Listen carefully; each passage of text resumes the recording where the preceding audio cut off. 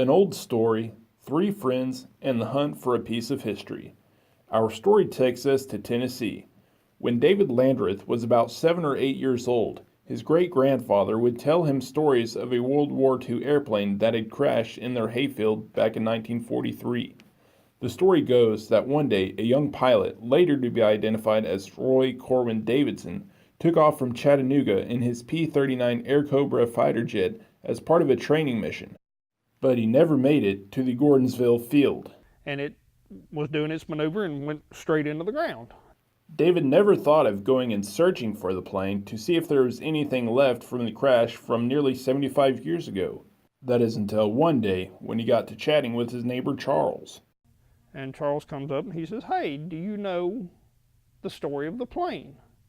And I said, "Yes, I do." And that's where the hunt for the old crash site began. The two called up their friend Keith Scaria and told him to bring his metal detector to aid in the search.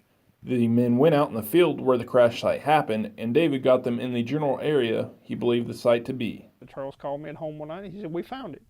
So I threw my shoes on, got in the truck, took off over the hill. Sure enough. What they found were small fragments of the plane that varied in sizes, as well as a couple buckles from the safety harness. But the biggest find was the plane's propeller.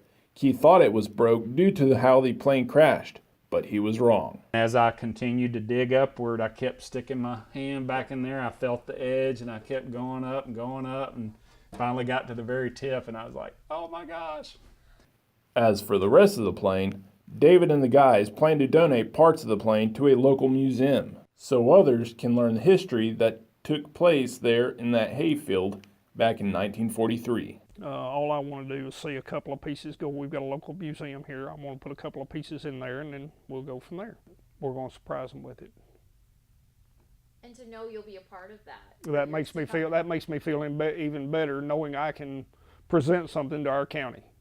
That makes me feel even better.